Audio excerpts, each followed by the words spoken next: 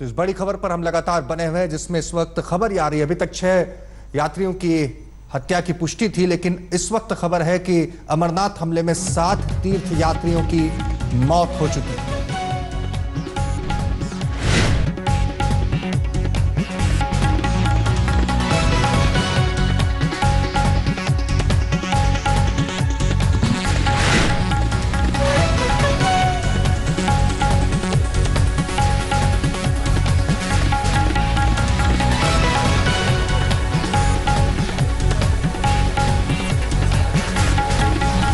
जानकारी जो आ रही है उसमें 5 महिलाएं और 2 पुरुष अमरनाथ यात्री जिन आतंकवादियों के निशाने पर जो आए हैं, ये सभी के सभी गुजरात के निवासी हैं।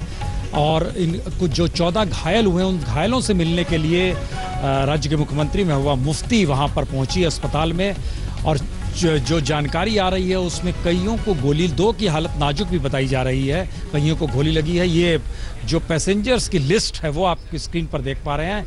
इसमें तकरीबन 70 यात्री सवार थे। जो बस वलसाड़ से चली थी, गुजरात के वलसाड़ के इलाके से चली थी, वहाँ से 70 यात्री इसमें सवार थे।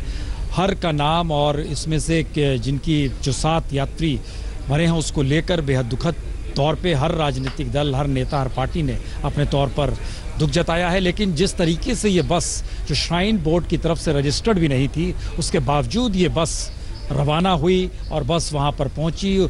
उस वक्त वहाँ बस से गुजर रही थी जहाँ पे इजाज़त नहीं होती है और वहाँ पर ये हमला हुआ। लेकिन इन सब के बीच यह भी बता दें कि ये जो लिस्ट आप देख पा रहे हैं, ये सभी यात्रियों को लेकर गुजरात, ये सभी गुजरात के ही लोग हैं जो कि श्रद्धालु हैं, जो वहाँ से इस यात्रा के साथ निकले थे कि अमरनाथ की यात्रा में पहुँच जा रहे हैं, वहाँ पर दर्शन करेंगे। और कई मायनों में आज का दिन बड़ा महत्वपूर्ण था। आज पहला सोमवार था सावन का, उसको लेकर बड़ा जोशो खरोश था जो श्रद्धालु थे, यात्री थे वहाँ पर। और ख़ास तौर से जिस वक्त ये हमला हुआ उस समय जो 2 चेक पोस्ट थे जो सुरक्षा कर्मियों के, उस पर पहला अटैक किया गया।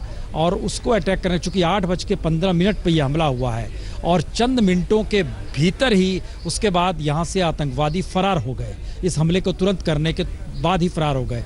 उसके बाद इस पूरे इलाके को कॉर्डन ऑफ किया गया, राष्ट्रीय राजमार्ग रोक दिया गया, अस्पताल में तत्काल बंदोबस्त कराए गए, एम्बुलेंस की गाड़ी पहुंची। लेकिन ये सारी प्रक्रिया होते होते तकरीबन 1 से सवा घंटे का वक्त और ज़्यादा लग चुका था, जिसके बाद यात्रियों को लेकर, जो घायल यात्री थे उनको लेकर अस्पताल तक पहुंचाया गया।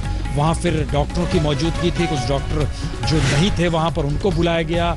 और पूरे अस्पताल में फिर इन सब के बीच यह भी बता दें कि दिल्ली में अहम बैठक चल रही है।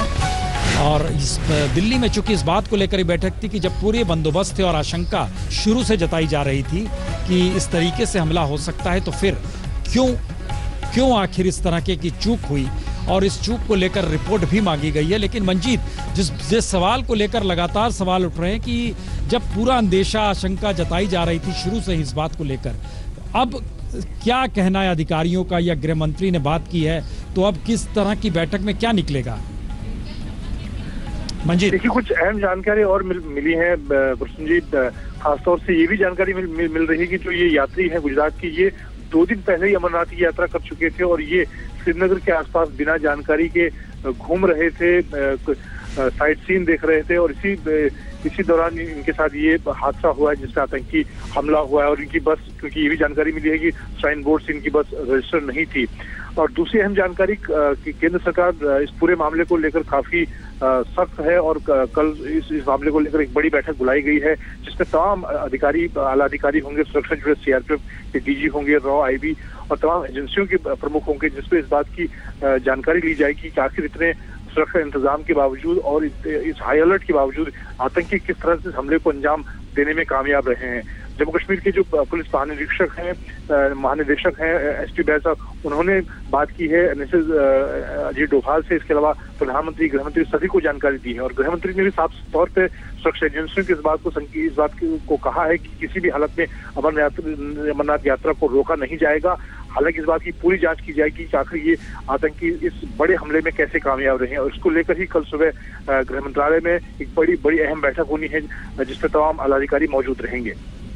नहीं तो मंजीत नेगी, ये तो और डेंजरस स्थिति है कि अगर ये पहले 2 दिन पहले यात्रा करते हुए दर्शन कर चुके थे और लगातार यहाँ वहां घूम रहे थे, तो क्या इनको कोई रोकने वाला नहीं था? क्योंकि वो इलाका पूरा अगर अति संवेदनशील माना गया, वहां पर सेना की मौजूदगी है, अर्धसैनिक बलों की मौजूदगी है, पुलिस की मौजूदगी है, तो क्या कोई बस को रोकने वाला नहीं था? और जब 8:15 पे हमला हो रहा है तो रात ढलने के बाद यूं ही पूरे इलाके को कॉर्डन ऑफ किया जाने की बात थी, तो ये तो और खतरनाक स्थिति है। बिल्कुल इसी बात की जांच की जा रही है। राज्य के जो पुलिस प्रमुख है उन्होंने उनसे जानकारी जुटाई जा रही है। और खास बात, चौंकाने वाली बात ये भी है कि आज सुबह 8 बजे 8:30 बजे जब श्रीनगर से आगे के लिए जत्था निकलता है, कॉन्वॉय निकलता है, उसमें ये लोग नहीं शामिल होते हैं। उसके बाद अचानक शाम को 5:30 बजे मूवमेंट होती है आगे बालटाल की तरफ, जो कि रास्ता नहीं है। और तमाम रास्ते में बैरिकेड है, सीआरपीएफ है, इसके अलावा जम्मू कश्मीर के जवान हैं, सेना के जवान हैं, बीएसएफ के लोग हैं। तमाम बैरिकेड को पार करने के बाद ये लोग अनंतनाग के पास पहुंच जाते हैं, जहां पर ये आतंकी हमला होता है। इस बात की जरूर जानकारी ली जा रही है और इसमें कहाँ चूक हुई है, क्या ये पुलिस स्तर पर कहीं चूक हुई है, सुरक्षा बलों से कहाँ पर चूक हुई, इन तमाम पहलुओं को इनकी छानबीन की जाएगी। और इसी लिहाज से कल की जो बैठक होगी वो अहम होगी इन सभी चूक को लेकर, क्योंकि खासतौर से केंद्र सरकार इस बात को लेकर चिंतित है कि पिछले लंबे समय से, करीब अगर देखा जाए प्रश्न जी, तो पिछले 6 महीनों से इस बात की तैयारी की जा रही थी, तमाम सुरक्षा इंतजाम। और केंद्र सरकार के लिए, राज्य सरकार, खासतौर से केंद्र सरकार के लिए इस बात एक बड़ी चुनौती थी, क्योंकि पिछले अगर 6 महीने के हालात हम देखें तो जम्मू कश्मीर में जिस तरह के हालात रहे, इन हालात के बीच इस बार अमरनाथ यात्रा को सफलतापूर्वक कराना, शांतिपूर्ण तरीके से कराना को लेकर केंद्र सरकार सक्रिय थी, तमाम एजेंसियां सक्रिय थी। उसके बावजूद ये घटना हुई है, एक बड़ा आतंकी हमला हुआ जिससे आतंकी कामयाब रहे। इन सभी पहलुओं को लेकर राज्य पुलिस से अभी भी बात की गई है, तमाम एजेंसियां, सीआरपीएफ के डीजी से बात हुई है और जो भी सुरक्षा एजेंसियां उन सबसे बात हुई है। लेकिन अब तमाम चीजों को लेकर कल की बैठक होगी जिसमें इन सभी चीजों की छानबीन की जाएगी।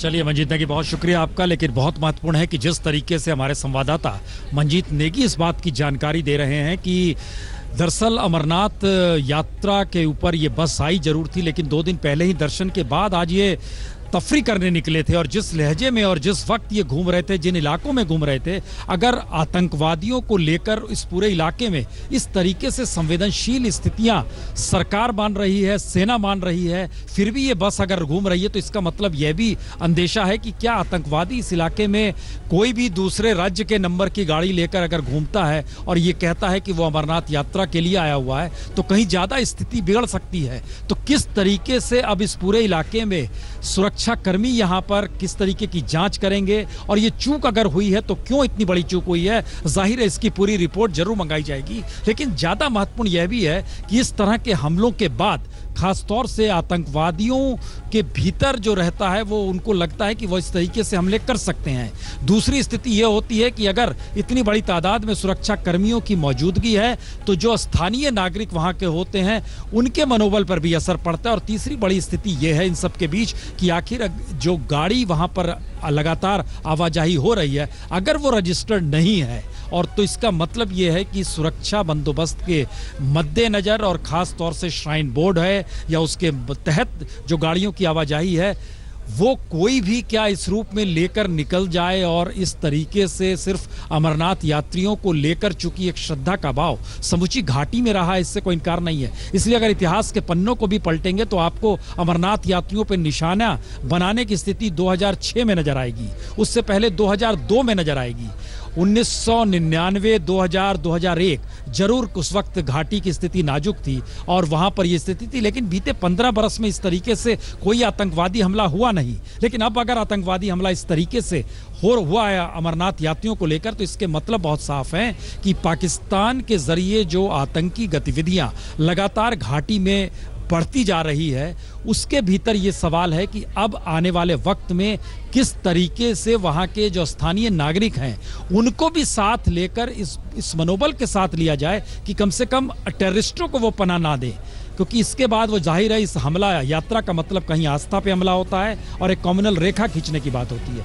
ये हम जो आपको तस्वीर दिखा रहे हैं, बता रहे हैं कौन सा रूट है, जो पूरा रूट है चंदनवाड़ी होते हुए पिस्सू टॉप, शेषनाग, पंचतरणी, अमरनाथ गुफा तक पहुंचते हैं। लेकिन जब इस बस के बारे में जानकारी आई है कि ये इस रूट के अगल बगल के इलाकों से होते हुए इस रूट पर ये बस आ गई थी, जिसके बाद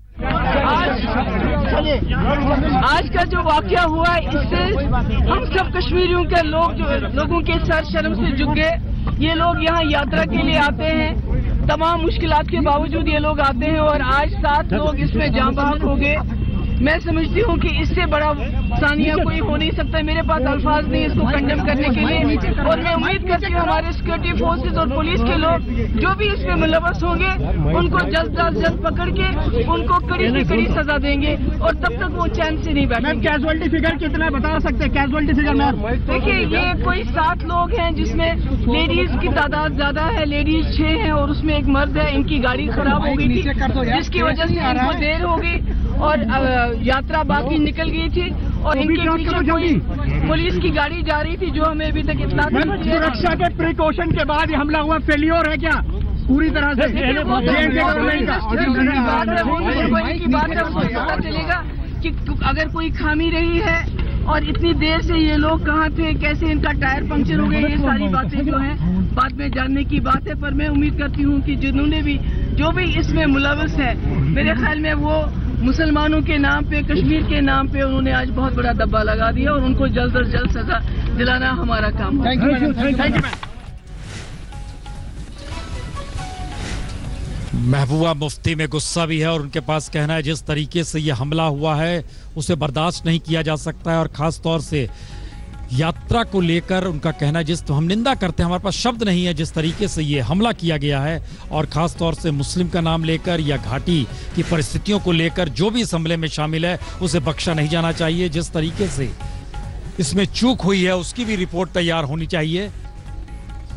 महबूबा मुफ्ती चूंकि घायलों से मिलने के लिए अस्पताल पहुंची और अस्पताल में घायलों को देखने के बाद वो पत्रकारों से बातचीत कर रही थी, लेकिन उनके भीतर भी बहुत गुस्सा था। और इन सब के बीच यह भी बता दें, चूंकि प्रधानमंत्री ने खुद कहा है कि राज्यपाल और सीएम से कहा है कि हर संभव जिस तरीके की मदद चाहिए वो मदद देंगे, लेकिन ये हमला करने वालों के नाम पर, कश्मीर के नाम पर दाग है, इसका जिक्र खुद मुख्यमंत्री ने किया। लेकिन कई सवाल इसके साथ हैं कि घाटी में इस तरीके की स्थितियां क्यों बनती लगातार जा रही है, और खास तौर से अमरनाथ यात्रा को लेकर जब एक सुरक्षा की चाक चौबंद व्यवस्था की गई, अगर उसमें चूक है और आतंकवादी वहां तक भी पहुंच जाते हैं तो फिर इसका मतलब काफी एक मुश्किल स्थिति है। शांति के लिए क्या अमन और शांति के लिए कोई पैगाम? देखिए, टेररिस्ट को टेररिस्ट की भांति हम ट्रीट करेंगे सर। ऐसे जो मासूमों के ऊपर अटैक करते हैं, इस प्रकार से करते हैं, उनको बख्शा नहीं जाएगा। सर, कड़ी बंदोबस्त राजमार्ग पे सर टोटल सिक्योरिटी के कड़ी बंदोबस्त, फिर भी आतंकी ने एक बार यात्रा पे निशाना बनाया sir. Casualties sir please casualties ऐसा है कि 7 की फिगर आ रही है, 15 जख्मी है, सभी 15 जख्मी आउट ऑफ डेंजर है। इनको थोड़ा ऊंची जगह पे आने सब ले।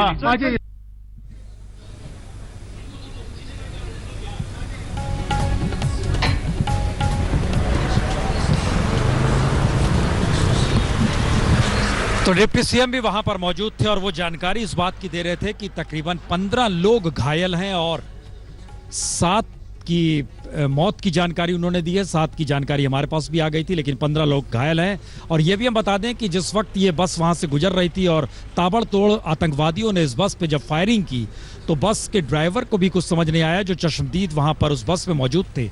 वो इससे पहले हमें जानकारी दे रहे थे कि किस तरीके से बस को वहां से भगाया गया और चंद मिनटों में ही जिस तेजी से गोलियां चली, तो ये और क्या स्थिति हो सकती है चूंकि बस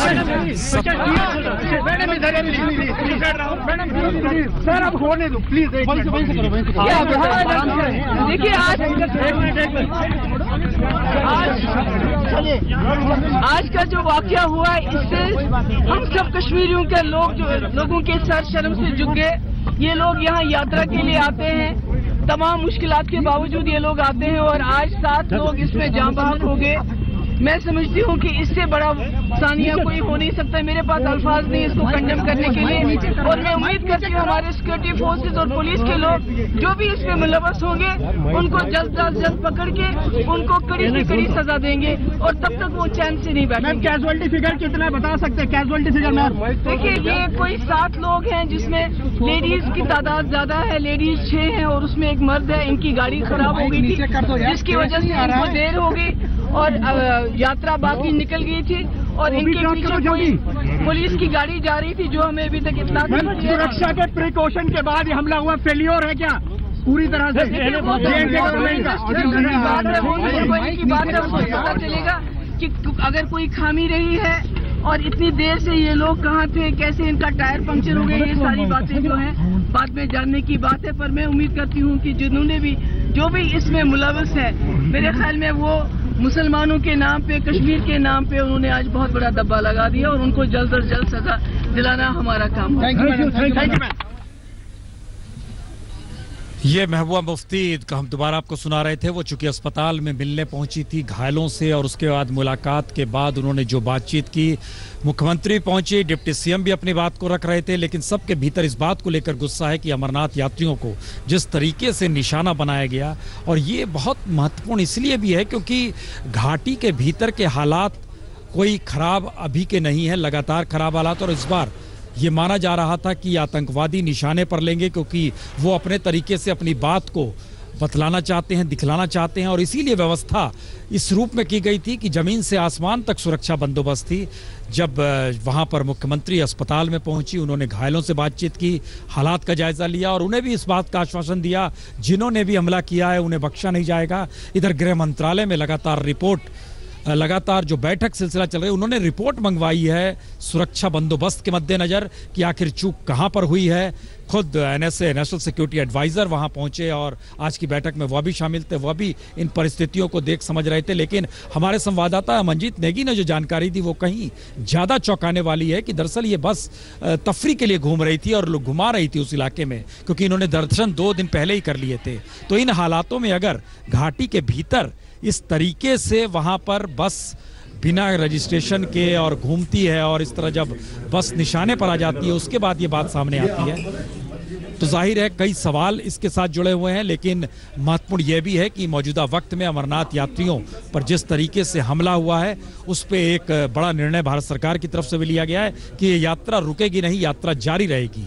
इसका मतलब बहुत साफ है कि जिस तरीके से यात्रा के जरिए नुकसान पहुंचाने की कोशिश इस मायने में भी आतंकवादी मनोवैज्ञानिक तरीके से करना चाह रहे थे कि यात्रा अगर थम जाती है, रुक जाती है, तो आतंकवादी खौफ घाटी के इलाके में बढ़ेगा, कश्मीर में बढ़ेगा, और पाकिस्तान लगातार जिस बात में शख्स खुद अपने आप को सफल होते देखना चाहता है कि आतंकवादियों के जरिए वो घाटी की जीवनचर्या को वो भटका दे, अपने अनुकूल कर दे, उस पे भारत सरकार ने अपने तौर पर निर्णय लिया है कि अब अमरनाथ यात्रा जारी रहेगी। जाहिर है कल से जिस लिहाज से सुरक्षा बंदोबस्त हो, जो रिपोर्ट आएगी उसके बाद उस रिपोर्ट को लेकर काम भी शुरू होगा। लेकिन आतंकवादियों की मौजूदगी खासतौर से दक्षिणी कश्मीर के हिस्से में, और वह भी राष्ट्रीय राजमार्ग के इर्द गिर्द, और ये सारी स्थितियां कहीं ना कहीं बतलाती हैं कि किन स्थितियों में घाटी मौजूदा वक्त में है। जब डिप्टी सीएम निर्मल सिंह वहां पर पहुंचे, हमारे संवाददाताओं ने उनसे सवाल भी किए, उनका क्या कहना है निर्मल सिंह जी का, जरा ये सुनिए।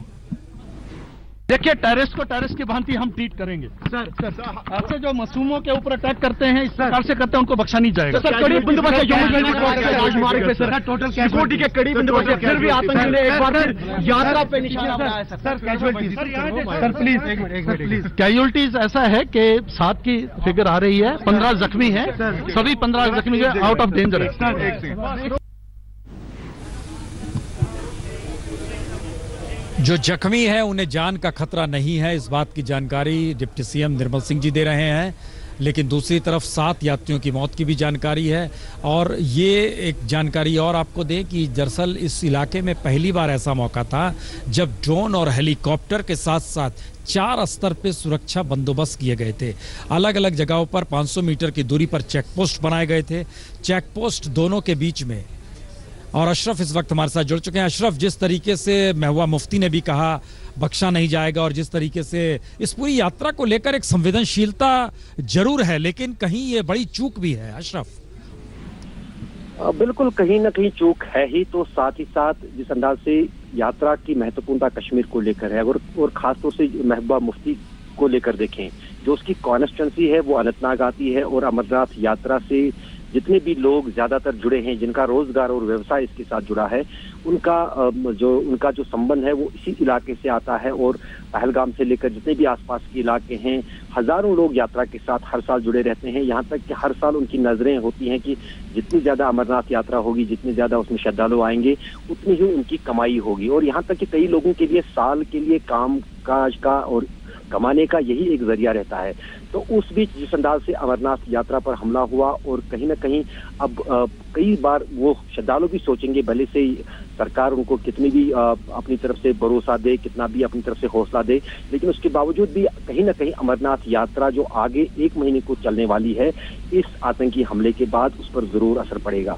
नंबर 1। नंबर 2, महबूबा मुफ्ती ने पहली बार हमने देखा कि जिस अंदाज से, जिस लहजे में उसने कश्मीर में इन हमलावरों को लेकर टिप्पणी की है, वो साफ दर्शाता है कि उसने कितनी गंभीरता से इसको लिया है। और कहीं ना कहीं जो पिछले कई महीनों के दौरान जम्मू कश्मीर सरकार के सामने असमंजस चल रहा है जम्मू कश्मीर में हालात को लेकर, उसमें माना जा रहा था कि अगर अमरनाथ, हमारे साथ डीजीपी जुड़े हैं, सीआरपीएफ के आर भटनागर साहब जुड़े हैं। अशरफ जरा साहब आपको रोक भी रहे हैं। भटनागर साहब, जिस तरीके की चूक हुई है, या कहे जिस तरीके से हमारे संवाददाता ने जानकारी दी कि बस जो थी, यात्रियों ने दर्शन पहले कर लिए थे, आज वो वहां पर घूमने निकले थे, तो जिस वक्त निकले घूमने वो वक्त मौजूद नहीं था, और पूरे इलाका अगर अति संवेदनशील है, तो क्या इस तरीके से क्या माना जाए कि गाड़ियों की आवाजाही संभव है? मुश्किल और चूक कहां पर हुई है भटनागर जी? देखिए, वहाँ पे एक सिस्टम बनाया गया है जिसमें कि यात्रियों की गाड़ी जो है वो कॉन्वॉय में निकाली जाती हैं और उनको एस्कॉर्ट दिया जाता है। तो आज जितने भी कॉन्वॉयज थे, चाहे वो नीचे से जम्मू साइड से आ रहे थे पाल्टाल या पहलगाम की तरफ, या ऊपर से यात्रा करके लौट रहे थे, वो सब कॉन्वॉय निकल गए थे एस्कॉर्ट के साथ। ये गाड़ी जो है ये अलग से आ रही थी और ये रजिस्टर्ड भी संभवतः नहीं थी, जो इनका बोर्ड है यात्रा का बोर्ड के साथ। तो उसमें जो है वो इस कारण से इसके साथ कोई एस्कॉर्ट नहीं था। और जो है घटना जो है उसकी तो जानकारी आपको हो गई है, और जो इंजर्ड हैं उनको इस समय, जैसा कि आप जानते हैं कि हॉस्पिटल में है प्लस RR कैंप में है, और उसके बाद वो हमारे कैंप में लाए जाएंगे। उसके बाद उनको वहाँ से भेजा जाएगा श्रीनगर, और फिर उसके बाद उनके जाने की व्यवस्था कराई जा रही है। और ये जानकारी जो आई कि पहले चेक पोस्ट पर सुरक्षा कर्मियों पर यह हमला किया गया, तो सुरक्षा कर्मियों की स्थिति कैसी है? इसको अभी कंफर्म किया जा रहा है, जो ये घटनाक्रम बताया जा रहा है, क्योंकि कोई इंजरीज नहीं है। और क्या अब जैसे कल से यात्रा चूंकि जारी रहेगी, अब इसको लेकर अब क्या लग रहा है कि अब किस तरह की चौकस होगी और इस तरीके से कोई गाड़ी ना गुजरे? देखिए, जो व्यवस्था उसमें जो है वो जेके पुलिस के साथ और अन्य एजेंसीज के साथ इनकी व्यवस्था की जा रही है, और इसके जो आज घटनाक्रम हुआ है उसको भी लेकर जो है कल व्यवस्थाएं जो है वो उनको और जो है सुदृढ़ किया जाएगा। और जो है वो इसमें प्रयास यही किया जाएगा कि व्यवस्थित रूप से जो व्यवस्था दी गई है उसी के अनुसार जो है यात्री चलेंगे। तो आप क्या अपने तौर पर संतुष्ट हैं कि आपको लगता है कि जो चाक चौबंद व्यवस्था के जो भी इससे पहले डिजाइन किया गया, बावजूद उसके अगर इस तरीके से बस आ जाती है तो अब कल के बाद ऐसा नहीं होगा? देखिए, व्यवस्थाएं जो है वो जैसा मैंने आपको बताया कि आज की घटना को देखते हुए, और वैसे भी जो है जो व्यवस्थाएं सुनिश्चित की गई हैं उनको जो है वो समन्वय रखते हुए जो अन्य एजेंसीज हैं, स्टेट पुलिस है, आर्मी है, अन्य फोर्सेस है, उनके साथ रह के उनको स्थापित किया जाए। और सीआरपीएफ के सामने कितनी बड़ी मुश्किल है, खासतौर से अमरनाथ यात्रा अभी भी तकरीबन 1 महीने कहें तो 25 दिन और बचे हुए हैं, कितनी मुश्किल है सामने? देखिए, सीआरपीएफ के सामने जो चुनौतियां हैं वो उनको भली भांति से जो है उनका सामना करेगी, और हम लोग मुस्तैद हैं। बहुत बहुत शुक्रिया। तो सुरक्षा बल और सुरक्षा बलों के साथ साथ सेना की मौजूदगी, पुलिस की मौजूदगी अपने तौर पर है, लेकिन सबसे बड़ा सवाल है कि इस माहौल के भीतर जब पूरे इलाके में सेना की मौजूदगी है, ऐसे में एक बस वहां पर इस लिहाज से निकल जाती है यात्रियों को लेकर, जबकि उस इलाके में लगातार आतंकवादी गतिविधियां हैं, आतंकवादियों की मौजूदगी बताई जा रही है। उसमें भी पाकिस्तान की जमीन से लगातार इन्फिल्ट्रेशन अगर जो हो रहा है, इसको लेकर एक चिंता लगातार व्यक्त की जा रही है। बावजूद इसके अगर इस तरीके की स्थितियां वहां पर यात्रियों के जरिए या जो बाहर से वहां पहुंचते हैं, ये वो नंबर है जो हम बार बार स्क्रीन पर दिखला रहे हैं। ये दरअसल गुजरात के वलसाड़ में ओम जो शब्द लिखा हुआ है ऊपर, ये ट्रांसपोर्ट का नाम है। ओम ट्रांसपोर्ट की बस है जो 70 यात्रियों को निकला था और 70 यात्रियों की लिस्ट भी जारी कर दी गई, वह भी हम आपको दिखा रहे थे।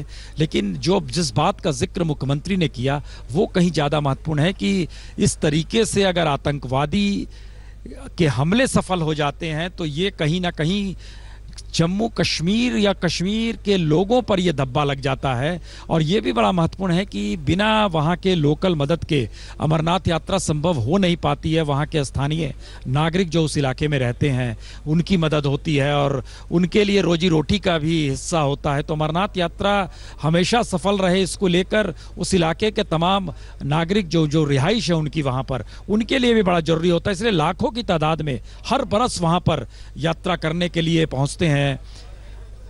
और गुजरात की बस थी, तो गुजरात के मुख्यमंत्री का क्या कहना है यह आपको सुनाते हैं।